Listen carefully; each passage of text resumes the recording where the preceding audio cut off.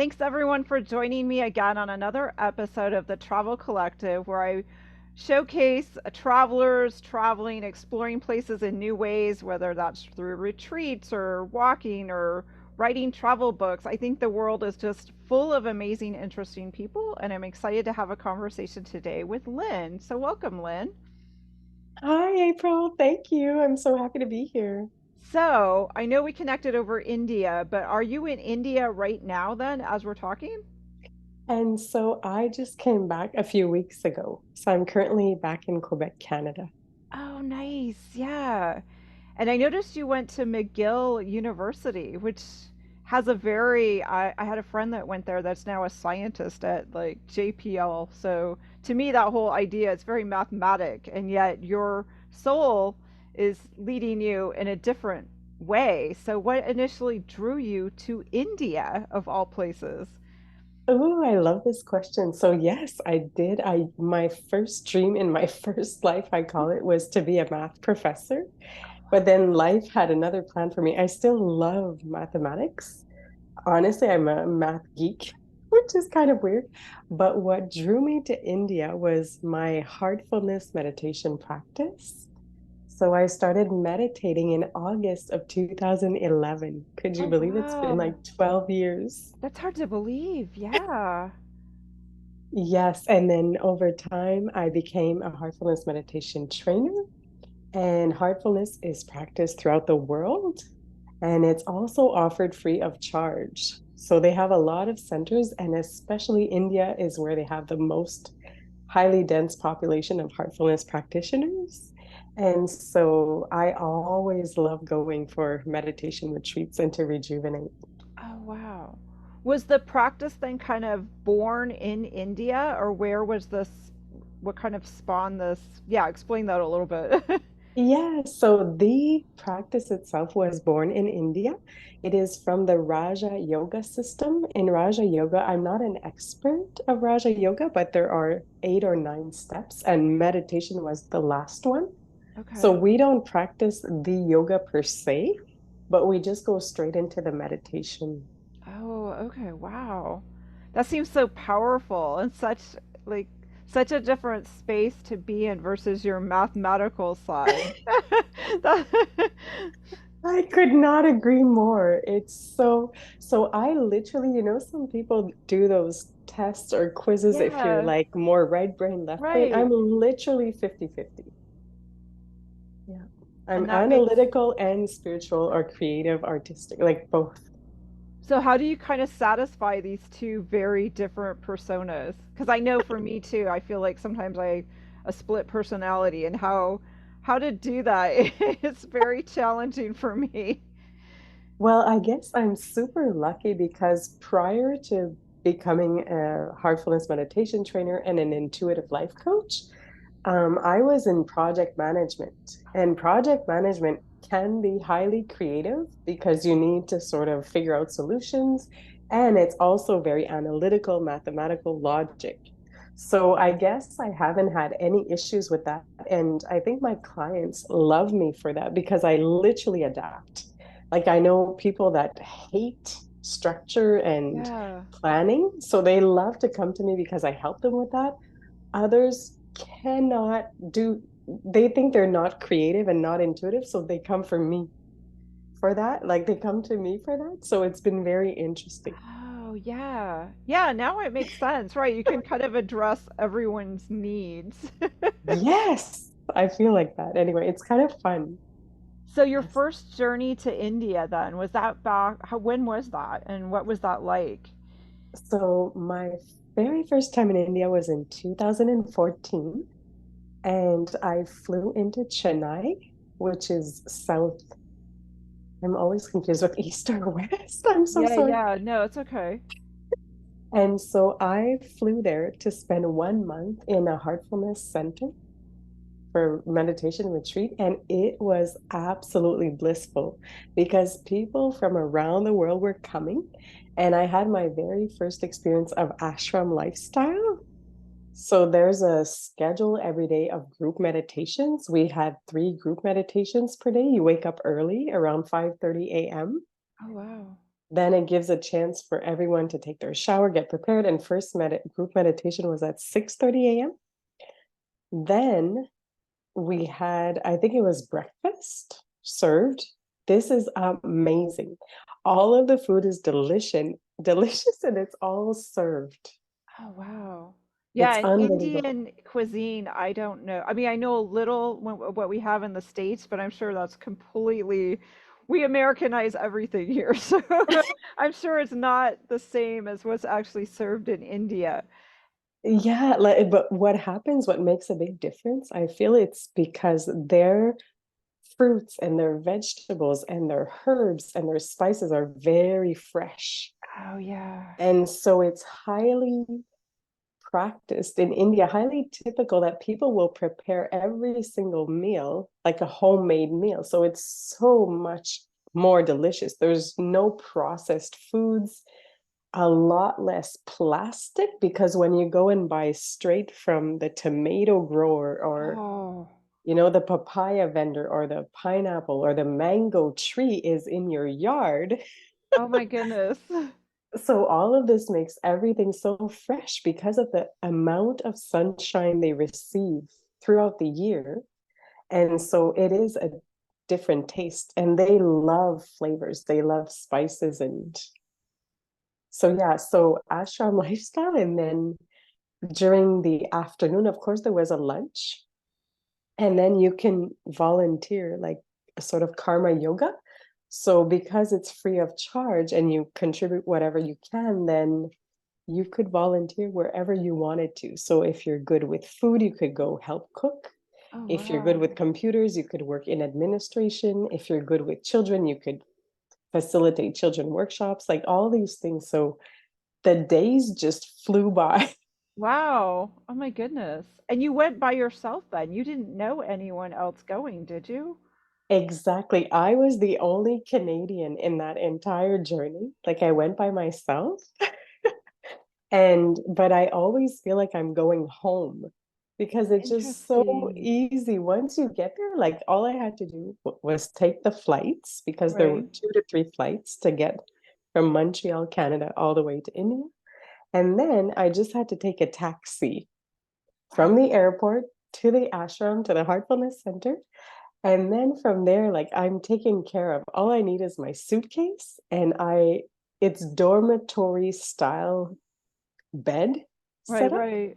So I was in the female dorm, and then it felt like, you meet your soul friends, like you've known each other forever once you get there. Wow. It sounds so amazing and beautiful.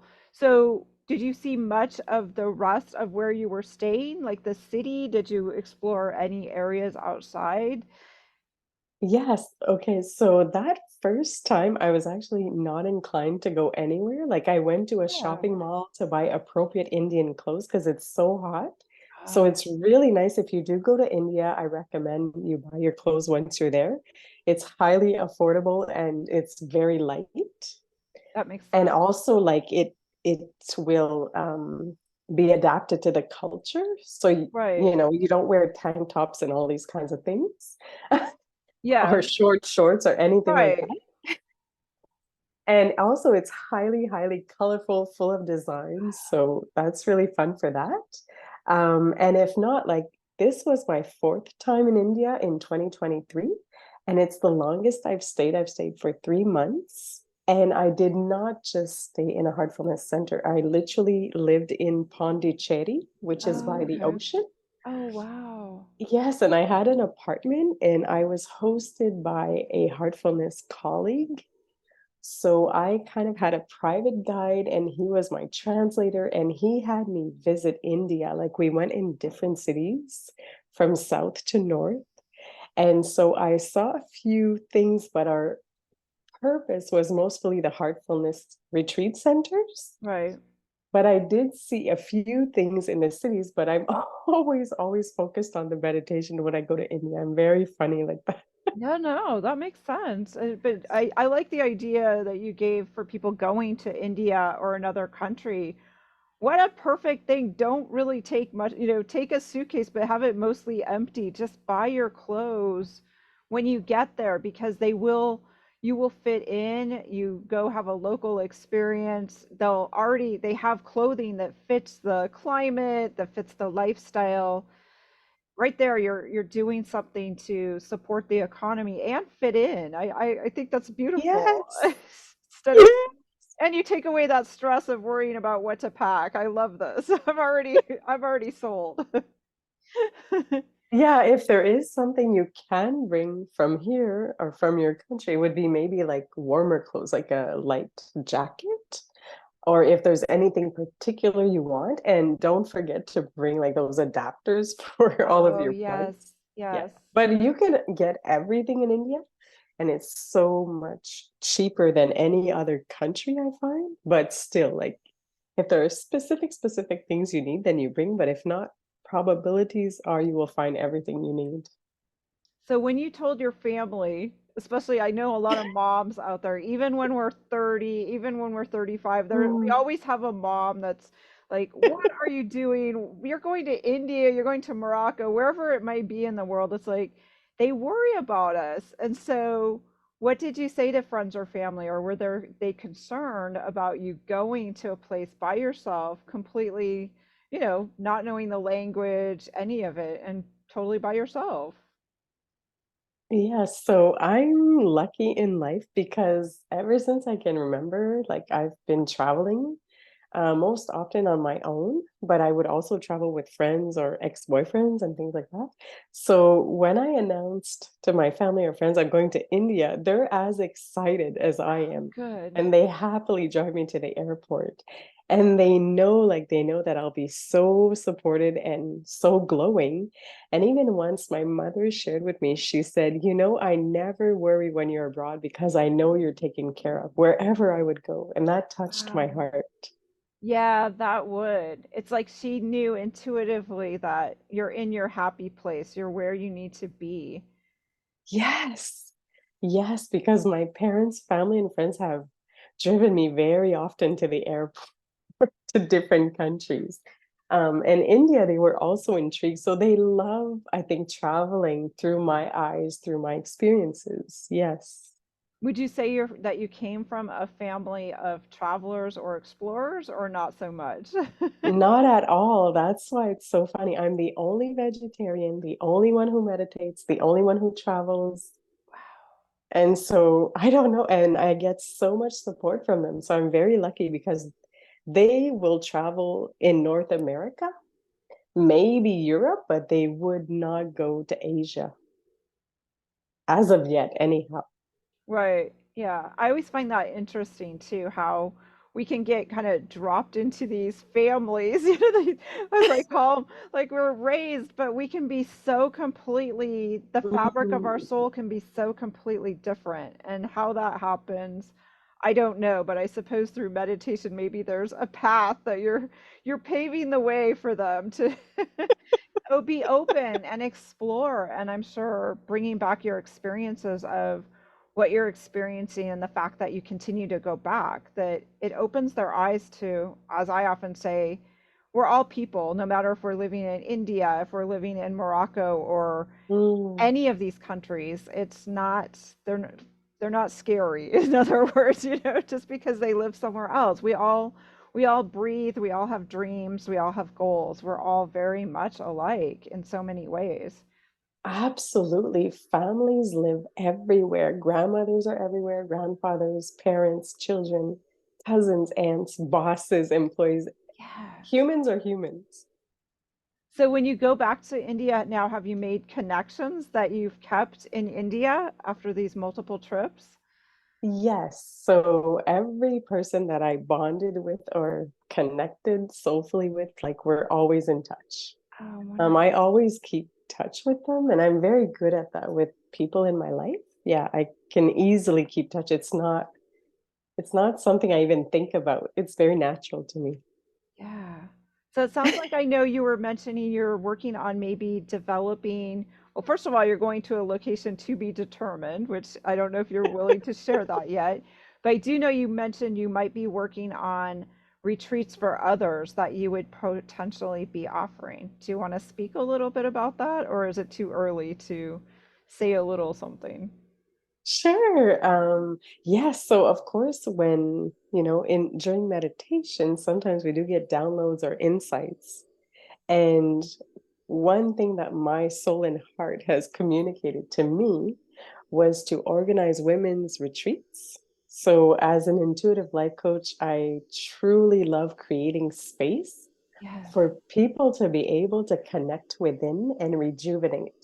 So, one of my dreams is to organize these retreats, maybe like in the form of 1 week, and to choose different locations in different countries and maybe even different seasons, and then offer this opportunity for anyone who would care to join.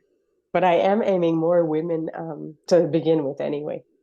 Yeah, I think that is super really beautiful, and I think Hmm. I hope you continue to do that. So for other women thinking about going to a country like India, because I often talk about, I also been encounter women that have this fear factor, whether it's like, oh, you can do that, but I can't go. There's like hurdles, and how do you help work with someone that has hurdles or wants to solo travel, probably needs to travel, and many people, they've worked all their life and now they're maybe they're divorced, maybe they're whatever their place in life is, but they're not, they're at a point where they're called to travel and they need to go do it, but there is something holding them back. Do you have tips for them or? Yes. Okay. So I would definitely say, like, if you're really scared and in fear, very often, of course, we're afraid of what we've never done. So, that, first of all, is normal. Second of all, I've noticed for myself and in others, when it's something that your soul really craves for, you might be even more afraid than average because Okay. you are meant to work or surf through this fear because the gold is on the other side of it. But what I would suggest, maybe don't go too hardcore for yourself. Like, I've lived and worked in Africa, I've Oh, traveled there, and that's way less developed and there are less structures. So that would might be hardcore for a first-time traveler. But for example, in Thailand, it's very easy and safe for solo female travelers. Or you could also choose like a European country, or even if you want to go just for 1 weekend in your own country or in some country that you feel safe, yeah. you can do just a 1 weekend getaway or 1 week alone. And even that might help you. Because also it helps when you write down what it is you're afraid of. I know some people get blocked because of the administration. They're afraid, they don't know how to get a visa or what's gonna happen at the airport. So if that is identified, then you can find someone in your network that's been, and they can explain to you what really happens. Or others are afraid, like, where am I gonna sleep? What's it gonna Yes. look like? And those people are super lucky today because there's internet. You get photos, you get reviews. So you have an idea of what you're getting into. Um, and if not, I know they also organize some tours, some guided tours.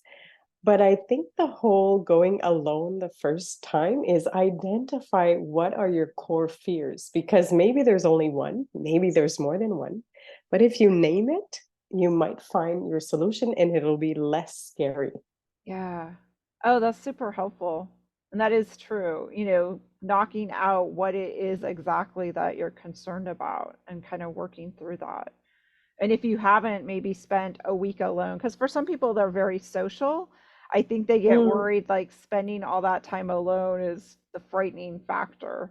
So I like that tip about maybe just try 1 or 2 days. Exactly. And I can totally understand. I've heard this a lot. People are afraid of being alone and not having anyone.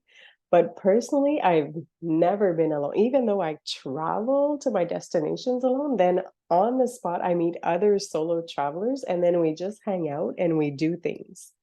Of course, if I was in a hotel room all day with my door shut, then I won't meet anyone.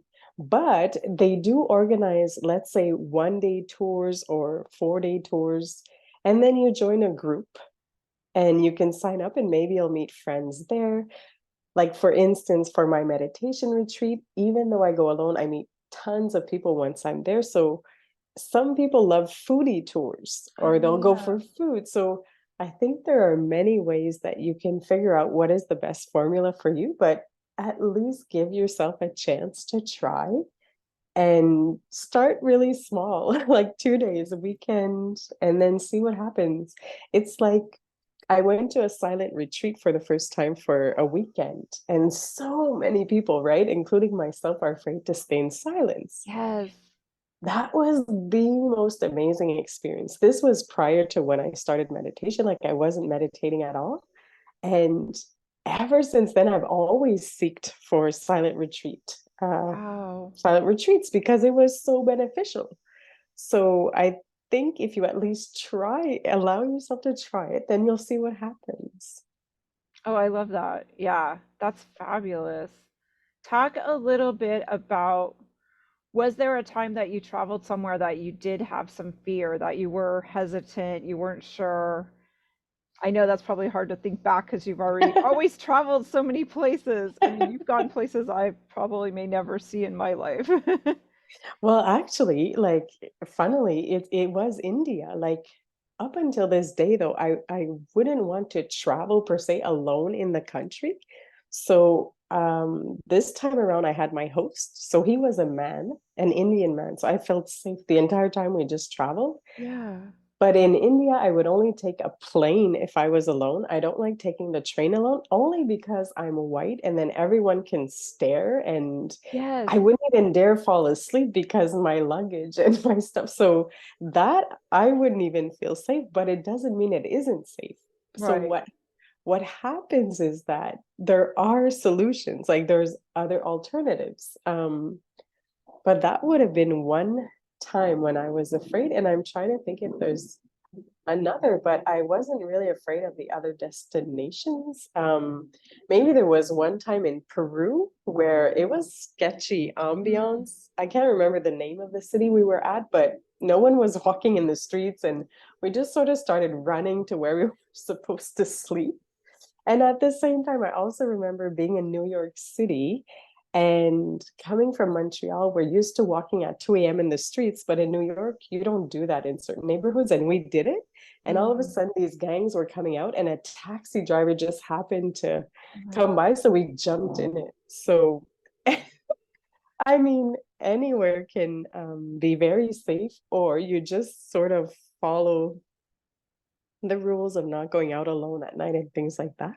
Yeah, I think that's what I tell people too is like, yeah, especially in the United States, we have plenty of places in the United States that are just as scary as probably anything. It's again, it's common sense, and I think it comes down to also, look at your surroundings. If it looks like it might not be the best neighborhood, you're not familiar. You're not familiar, and B, if you're in a country you don't speak the language, let's be honest, we may not look the same. We're gonna stand out. We're gonna draw attention. So, Mm, it even in cities, like you mentioned, New York City, I'm sure I'd stick out too. Like a sort people recognize if you, and I think you give off. I think it's like you give off an air. You almost have to put on, a little bit of your personal, like, I've got this. I'm strong. I can do this.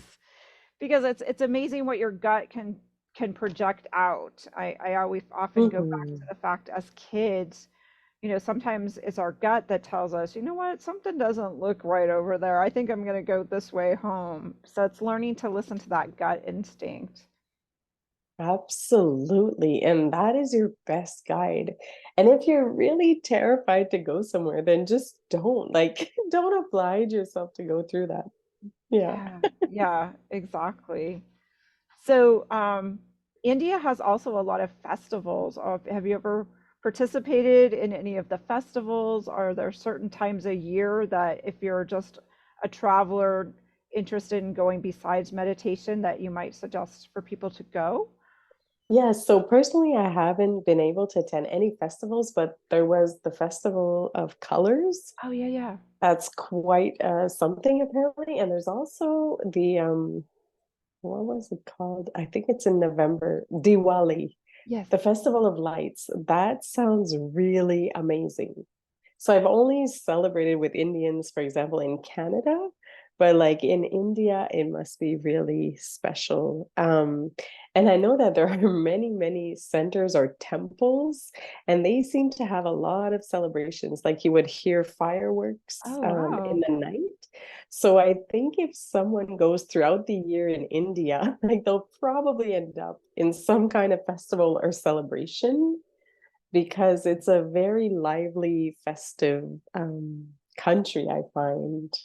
Yeah, it seems just like looking at you, there's a lot of joy that you get from going to India, which I love that. Have you felt personally a change now that you've incorporated more meditation into your daily life? I love that question. Yes, absolutely. Like heartfulness meditation has literally transformed my life positively. And I don't come from one of those really negative, depressive backgrounds. No, I've always been a joyful, very energetic person.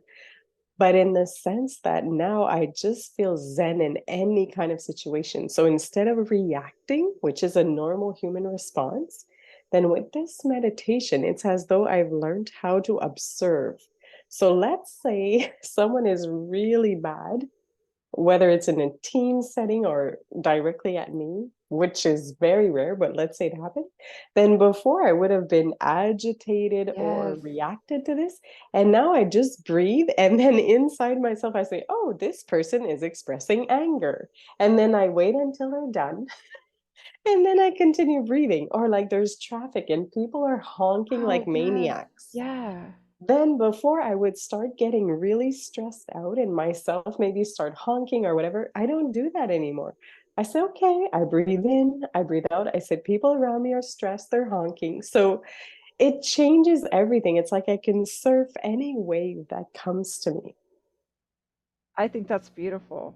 It's true. And I think it's something that more of us need. I feel like as a planet, there's a lot more, Mm, unfortunately, I don't know if it's pain or hurt. It's just we're seeing a lot more instances of, like you said, you just, people with short fuses, and whether that's we're sitting in our car, we're at the grocery store, you see these exchanges happening. So we need to spread the word of, again, how can we get more to embody this, mindfulness and meditation into their lives?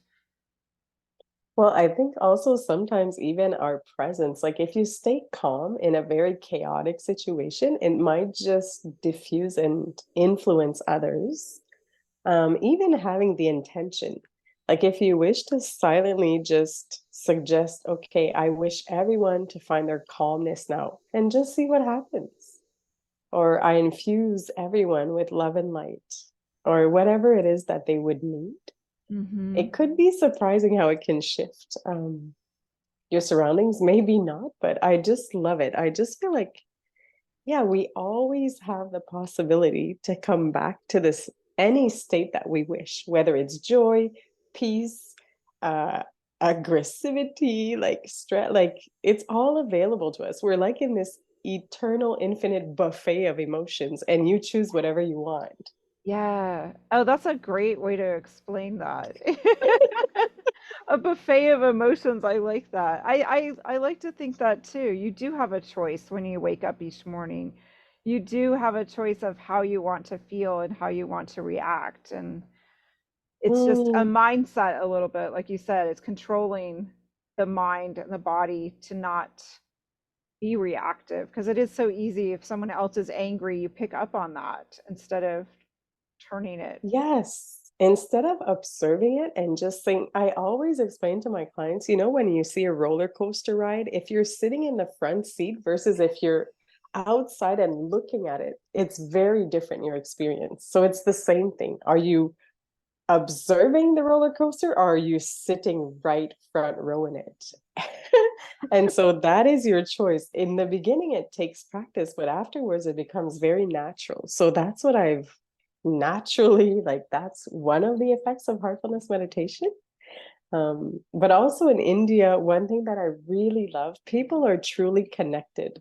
Mm, Like the fact that you eat healthy food, homemade food every day, like you share moments with people and neighbors help neighbors. Like they expect you to help and you're expected to help.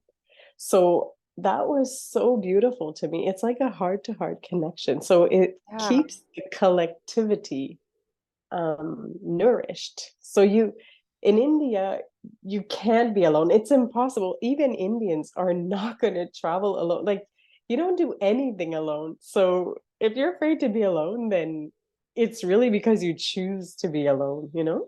Mhm. Um, but that was really, really amazing for that community. Like it just reminded me how we need community. And unfortunately, sometimes we lose that in these Yes. individual autonomous countries. Yes. But seriously, we need people. Like it just helps. One day I'm the one helping you, tomorrow you're helping me. Like it's just so beautiful. Right. Right. I think that's wonderful. And people, you have tips maybe for people that need to create more connections. I think especially in the United States, I can't speak for Canada since I've never lived there, but like you mentioned, we most oftentimes we don't know our neighbor, and they're right next door. Been living there for years, whether we're in an apartment building, a home, or we pass each other in our little bubble of a car, and oftentimes we don't even wave, we don't even say hi. Do you have tips for starting that chain of trying to create community? Because I think it's one step at a time. You can't obviously change overnight your whole neighborhood, but Yeah, no, like what I would suggest maybe in an urban setting like that is maybe your neighbors will think you're a freak if you start knocking on the I door and know, right? offering food. But like there's always groups or networks of people that are um community they have a community philosophy. So either you can volunteer your time, either you can join these like-minded groups, and then you'll create a sense of having a community. So it might not be immediately your neighbor, or it might be, um, but it would definitely connect you to a sense of community. And they're always like seeking, every city even organizes things for their communities. But in any case, it all depends on people's interests. But I find even joining a sports team, whether it's for fun or not, or a board game night, or whatever activity it is with a group, that's a community activity where people share together and connect together. So I suggest like we need to be surrounded by people, like always living in your little bubble. Sometimes it's very beneficial to be in your bubble, but other times it's also very good to have people because being connected to people, you hear different Yes. perspectives, you share, you connect. I don't know. I feel like it's so beautiful. Yeah, and I think you're right. You need to make an effort, find an interest, find a community group, whether it's to volunteer, if you like books, you like games, if you like Yes. gardens, and start there and just little by little. But I think you open up your world, you open up yourself to stronger connections, meeting new people, especially if you're finding, I mean, unfortunately, as you get older, sometimes you lose your childhood friends or your family eventually strips Mm. away. You may not always have parents or sisters or brothers, so you need to create new connections. Yes. And everyone benefits from those. Of course, not if it's a toxic one, but then Yeah. you just switch. But yes, and then I don't know, I feel like everything starts from your intention. So if you have no idea where to start, where to look, then you can just write it down what your I would love to connect with like-minded souls or whatever it is you're looking for, and then see what life offers you. You'll be surprised.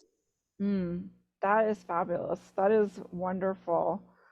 So, one last time, how can people connect with you, Lynn, if they'd like to reach out, if they'd like to find out more about the India retreats that may be coming up, or learning the meditation techniques that you have to offer? Yes, okay. So I have a website which is www.lynnemarion.com. So lynnemarion.com. And you can just contact me through the form, and it'll be my pleasure to either help you plan your India trip, or if ever you wish to overcome your fears of traveling alone. That's an amazing goal to have with life coaching sessions. And yes, and also for my group retreats, they'll be posted on my website once I organize them. I also organize group events online, so then Oh, you don't even nice. have to move anywhere. Right, right. And for heartfulness meditation, it's www.heartfulness, HEARTFULNESS.org. Oh, heartfulness.org. I love that. That's beautiful. Yes. Thank you so much, Lynn, for your space today and sharing your heart. I really love this, and I hope more people take the leap and get out, get into community, find what their heart desires, and connect. So thank Oh, you. thank you. Thank you, April. So lovely.